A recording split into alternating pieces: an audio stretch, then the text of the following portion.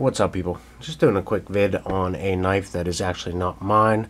I am on the books for one of these, but one of my good buddies, Bob, let me, he has two of these actually, so he let me hold on to one for a while to carry it, mess around with it. But this is the Chavez Redencion, if I said it right, but whatever.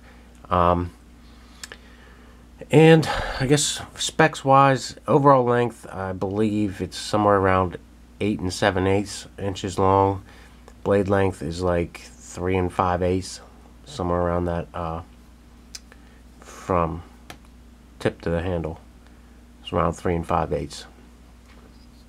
3V steel, I believe, and it's obviously a massive titanium frame lock.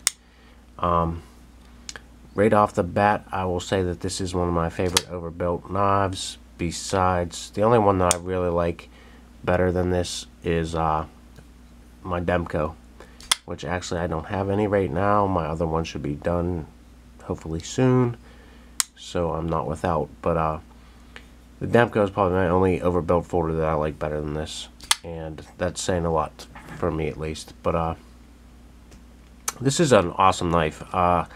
There's been a bunch of videos on these, some HD, whatever, but I figured I'd do a little bit of an overview.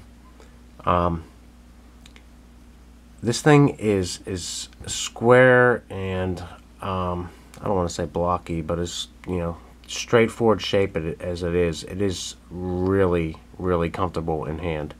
The jimping is pretty aggressive. I wouldn't say it is. It's right borderline to where if it was any more aggressive, I wouldn't like it.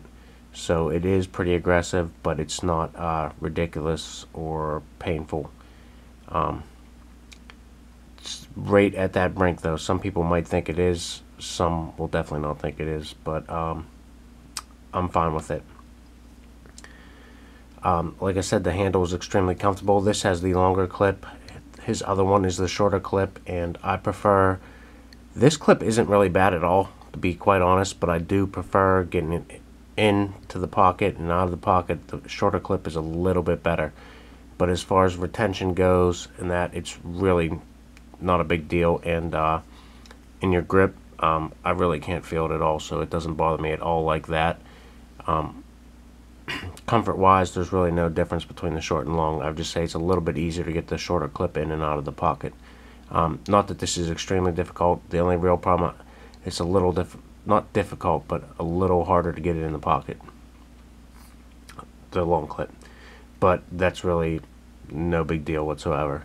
This one is stonewashed, and they're acid stonewashed on the blade.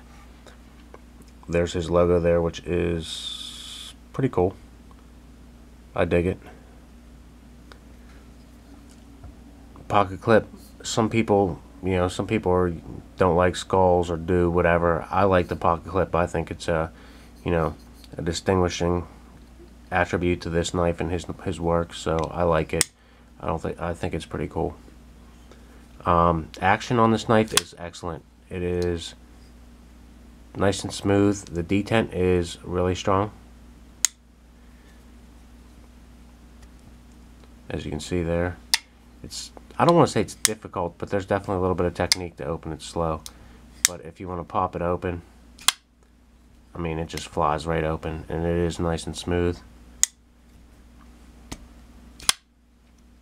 And like I said, the detent is pretty strong on this one. I don't know if this is fully broken in yet. The guy that owns this actually has another one, and it's even more smooth than this one is, substantially. And this one is pretty freaking smooth. The other one is just amazing. But no lock stick. Got pretty early lock up. There's no play in this thing. I mean, it is a beast. I'm not sure what the thickness is on this, on the blade stock or the handles, but it is quite substantial. Just for a little size comparison, I guess I'll do overall. There is a large Sabenza. Blade size is actually,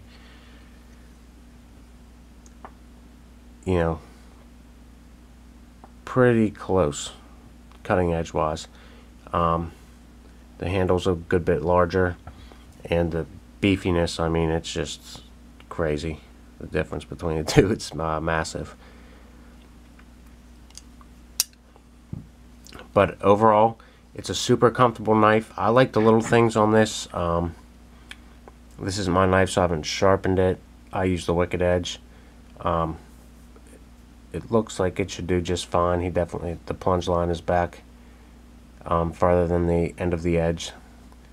And I appreciate when a knife maker does that, because for using a sharpening system, it sucks when they don't. You either get a big hunk of steel back there, or it can recurve your blade when you're trying to use it. And I also like the large diameter Torx screws that he uses, both on the pivot, which most pivots are typically larger, but the only other two screws are both a large size Torx, which I think is a lot better, just because some of the smaller ones can strip out easier. I do like to take apart and clean and maintain my knives, so I definitely like the fact when they use bigger, they're less likely to strip out, at least in my experience. Like I said, it's just a buttery smooth. The other one he has a little bit of different. Ramon seems to be improving his knives every knife he makes, so you know, everyone seems to get a little bit better. I'm just saying that off of sight, and the two that I've viewed or have held in hand. Well, actually, I've held more than that in hand. I've held about 3 of them, but they do seem to get consistently better. And to be quite honest, the first ones were pretty outstanding. So, blade sits nice and centered. This one has a titanium backspacer. I believe it's just high. Flaws of this knife, there really isn't many. The only 2 things that I can really pick apart from this knife is the handle to blade ratio. The handle, I mean, it fits in there quite at the end, you know what I mean? It's not like there's a big huge gap this way, but the handle is substantially larger than the blade. I don't think it looks bad, but I know some people like to nitpick that, excuse me. But a little bit better blade to handle ratio maybe, and I do tend to like a little bit more of a pokier blade, for lack of a better word.